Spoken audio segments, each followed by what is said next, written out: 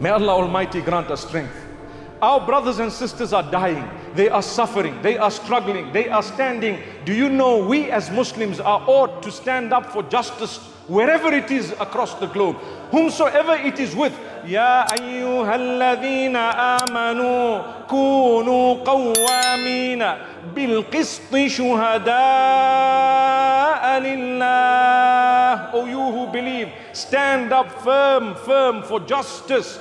Bear witness for the sake of Allah. This is an issue of justice and bearing witness, even if it means it's against your own fathers. It's against your family members, your relatives. You stand up against the person. Why? It's justice. My father is wrong, you are right. My brother is wrong, you are right. I am wrong, you are right. That's a Muslim. That's a Muslim. Shuraih was a qadi.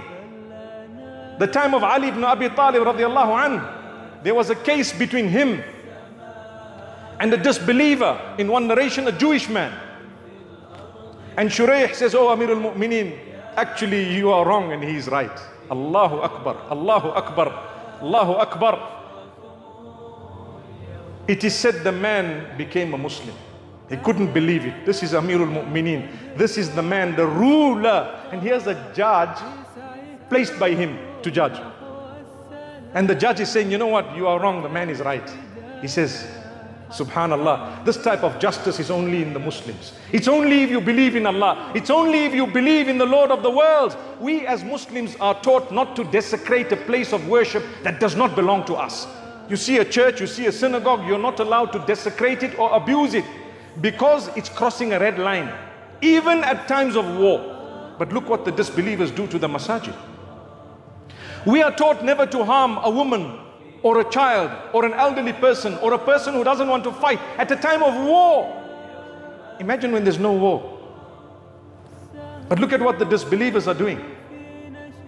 We are taught, subhanallah, to remain firm upon justice, to be kind to prisoners of war, to feed them in an appropriate way, not to abuse them at a time of war.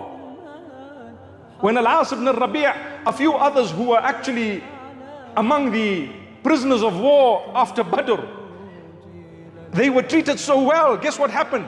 Some of them actually returned after being freed and said, "We didn't want to accept Islam in captivity because people might say that you are doing under duress. So we left and we came back to say, guess what? We are believers. We watched you, we saw you, we know what's happening." Subhanallah. Imagine a person who is in the cause of Allah, about to perhaps die because of being murdered by the enemy.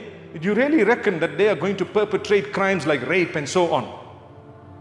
Do you really think that a believer who believes in Allah, who knows that I might be martyred at any moment, is going to end his life by raping someone, by slaughtering and butchering little kids and so on? No, not a believer. Not one who believes in Allah and His Rasul, not in the name of Islam. It doesn't happen, it didn't happen. May Allah Almighty protect us. The amount of lies and falsehood that we hear today is indicative of the prophecy of Rasulullah sallallahu alaihi wasallam, that a time will come when you won't even be able to distinguish between right and wrong. You'll have to do your research about it. Find out. Not everything that people say is true. When the enemy speaks, you need to understand, for them it's warfare. They don't care. They've been lying through their teeth such that they have no more teeth. Nothing to show from the very beginning. May Allah Almighty grant us goodness.